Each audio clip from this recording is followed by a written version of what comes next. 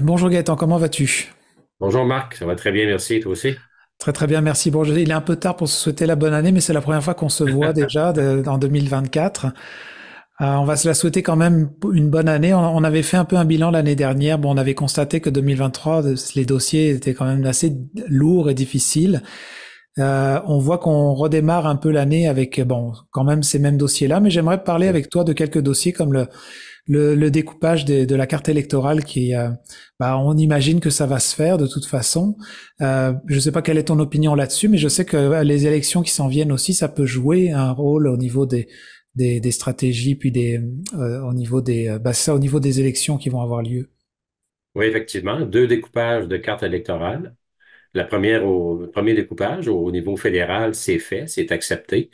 Donc, en vigueur pour la prochaine élection, la circonscription de Matane, Métis, Avignon va être joint au comté de Gaspé, donc un comté beaucoup plus agrandi du côté fédéral. On a aussi la députée ministre de Gaspé qui a annoncé dans les derniers jours qu'elle avait l'intention de se porter candidate dans cette nouvelle circonscription agrandie. Du côté Québec, ben là, on est dans une période très, très importante. Cette semaine, dans les prochains jours, le directeur général des élections va consulter les députés de l'Assemblée nationale en commission parlementaire sur le projet de carte électorale revisée. Puis c'est un projet de carte qui fait en sorte que les comtés de Bonaventure et Gaspé sont fusionnés.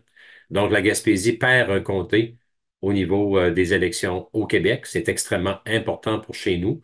Il y a deux comtés qui disparaissent, un sur l'île de Montréal, dans l'est de Montréal, et un en Gaspésie. Donc Bonaventure-Gaspé serait fusionné. On parle d'un immense comté. Ce serait un des plus grands au Québec en superficie.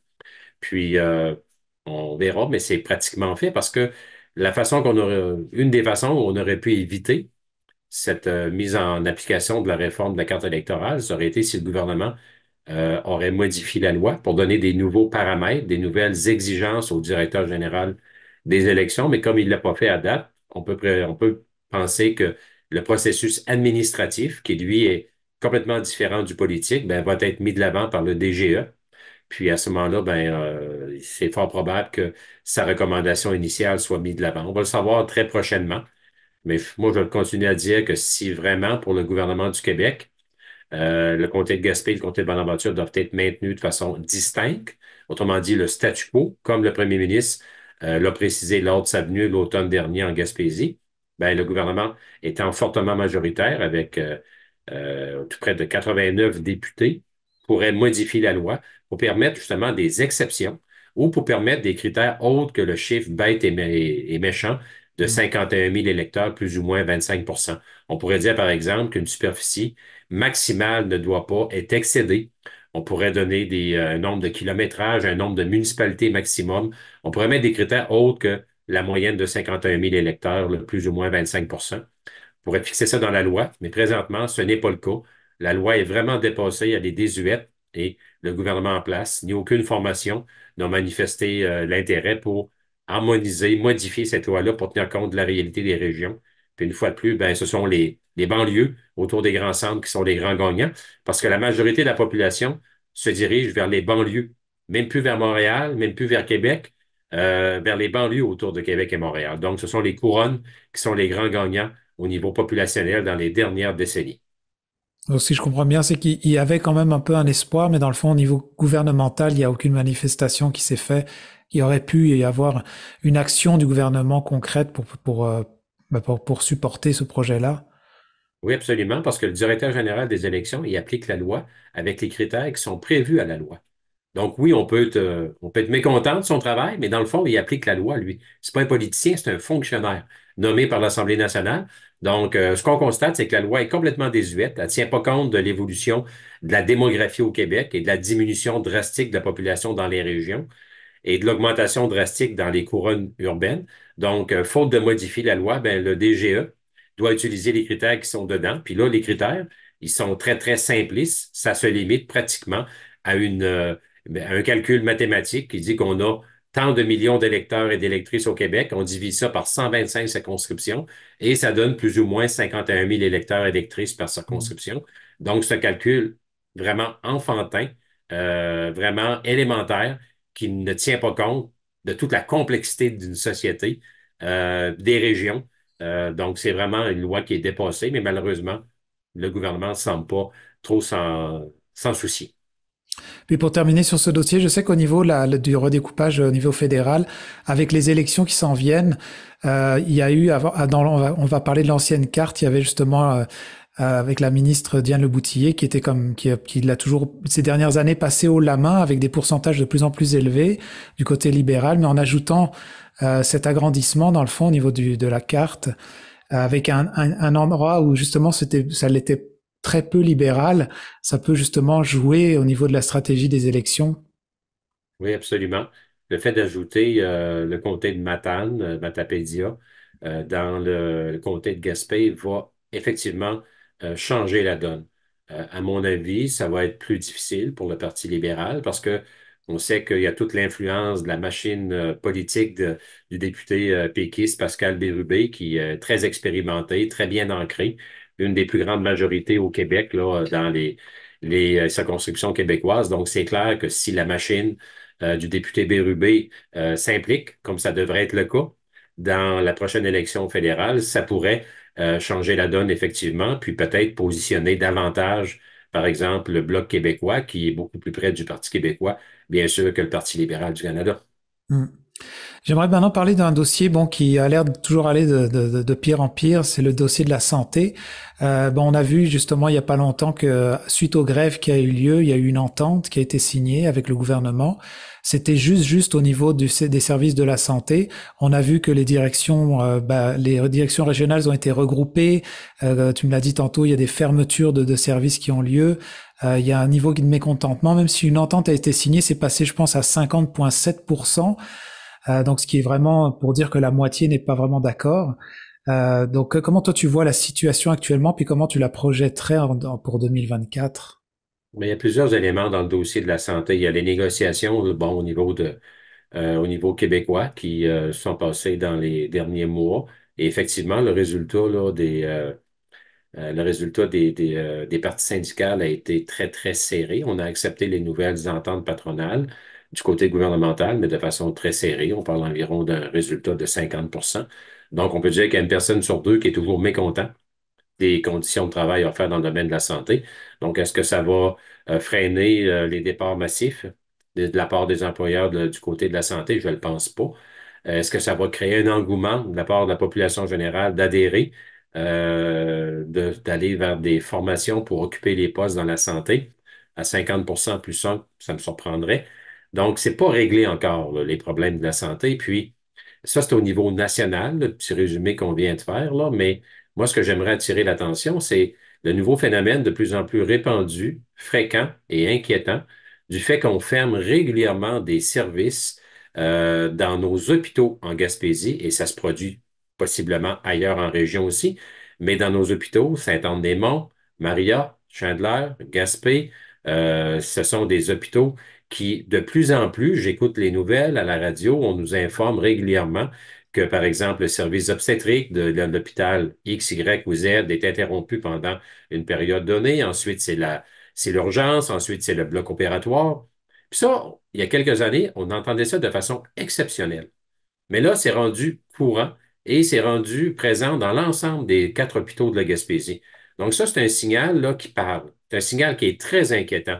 Puis au-delà de toutes les statistiques nationales, au-delà du climat de travail entre les syndicats et le ministère de la Santé, ben moi, ce que je perçois, c'est que les Gaspésiens et Gaspésiennes sont de moins en moins bien servis par leurs hôpitaux respectifs. Puis c'est pas question de mauvaise volonté du personnel soignant, c'est pas une question de mauvaise volonté du personnel médical, j'en suis certain, c'est un problème de structure qui fait en sorte que il y a 2 niveaux de santé au Québec présentement. Il y a les services qu'on reçoit dans les grands centres et il y a les services qu'on reçoit dans les régions, notamment comme la Gaspésie. Et là, on voit que l'écart se creuse. Hmm.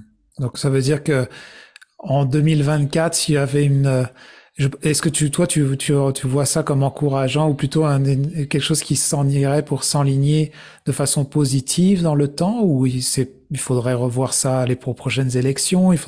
Comment tu vois ça? Ben, moi, je vois pas ça de façon positive, là. Je crois pas qu'on se dirige vers une amélioration de la situation.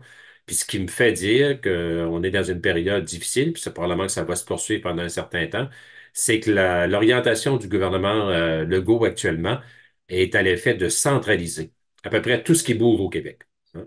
Puis la santé n'est pas épargnée. La preuve, là, le projet de loi 15 du gouvernement Legault, qui a été adopté l'automne dernier, ben, fait en sorte qu'on va créer une méga structure, une société d'État, hein, qui va s'appeler Santé Québec, qui va être plus gros en termes de budget que Hydro-Québec. T'imagines-tu la lourdeur de cette immense là, machine gouvernementale? On va centraliser de plus en plus les décisions vers cette instance nationale-là, que va être Santé Québec. Il va y avoir un super PDG de Santé Québec et l'ensemble des décisions vont être prises là, au central. Puis, c'est un peu la continuité de la réforme Barrette. Dans les années 2015, 16, 17, le gouvernement Couillard, le gouvernement libéral, avec le ministre Barrette en tête, ont mis en place une forme de centralisation, mais au sein même de la région. C'est-à-dire qu'on a aboli les postes de directeurs généraux des hôpitaux, puis on a créé un PDG au 6 régional. Donc là, on avait un super poste de PDG au niveau du 6 de la Gaspésie et ça a remplacé nos DG d'hôpitaux conventionnels à Saint-Anne-des-Monts, à Maria, à Chandler, à Gaspé notamment. Là, on va encore plus loin. On va donner plus de pouvoir cette fois-ci à un super PDG qui va être national. Donc, les hôpitaux, par MRC, ont perdu du pouvoir avec la réforme Barrette à l'égard de la région, de la Gaspésie, et le 6 en a récupéré beaucoup. Et maintenant, on voit que ça continue encore cette centralisation-là. Là, ce sont les régions qui vont perdre du pouvoir au détriment d'une structure nationale, une immense machine qui va être basée dans les grands centres, hein, au central, et qui va s'appeler Santé Québec. Donc, je ne peux pas voir comment on va améliorer le service de santé en région en éloignant le pouvoir décisionnel du terrain, de la réalité du milieu. Moi, si tu savais le nombre de personnes, le nombre d'employés du réseau de la santé que je rencontre depuis des années et qui me disent ne même pas savoir de qui ils relèvent. C'est la tour de Babel, le réseau de la santé au Québec. On a tellement centralisé, tellement chambardé le fonctionnement que les employés ne savent souvent même plus de qui ils relèvent. Donc, le fait de ne pas avoir de direction par hôpital, pour moi, ça m'apparaît un élément extrêmement majeur, important et qui peut expliquer une partie des problématiques qu'on rencontre dans chacun des établissements parce qu'il n'y a plus de direction générale au cœur des décisions de chaque hôpital. Tout ça est de plus en plus centralisé. Les gens sur place ont beau essayer de se démêler là-dedans, mais souvent on ne sait même plus à qui s'adresser. Si je comprends bien, c'est bon, on a beau des fois changer de parti lors d'une élection à une autre, mais en fait, des fois, le cap est gardé. Ça s'en va dans une direction des fois encore pire. Toi, est-ce que tu penses que y aurait-il un parti politique qui pourrait faire la différence en général? Si là, tu parlais de la réforme Barrette, le libéral, là, on est avec Legault, la CAQ, mais ça continue sur la même lancée. Euh, ou peut-être qu'il y aurait... Ouais. Ça démontre que la machine des hauts fonctionnaires est très forte. Et malgré les gouvernements qui se succèdent, la machine des hauts fonctionnaires, elle a une vision, elle a des orientations et elle ne diverge que très rarement de leurs orientations, malgré le fait qu'on peut passer d'un gouvernement à un autre. Donc, une des solutions serait d'avoir un gouvernement qui aurait une vision de décentralisation pour briser le mouvement qui est amorcé depuis les dernières années, qui va très, très fortement vers une centralisation des pouvoirs. Puis ça, au niveau, quand on parle de centralisation, ben, les régions sont rarement gagnantes là-dedans parce qu'on éloigne, hein, les décideurs du terrain, du milieu, et souvent, ce sont des gens qui ont une très forte méconnaissance de la réalité des régions, pour ne pas dire une ignorance de la réalité des régions. Donc, ça fait que les régions sont souvent les grands perdants, malheureusement. Vous écoutez votre reflet d'ici. Revoyez tous nos reportages sur notre site Internet. Tracteur LS, faites-en plus, transportez plus pour moins cher. Performance et fiabilité. Tranquillité d'esprit. Pour faire face à vos travaux sans souci, faites confiance au Tracteur LS. Disponible chez Lelièvre Mécanique Sport de Sainte-Thérèse de Gaspé.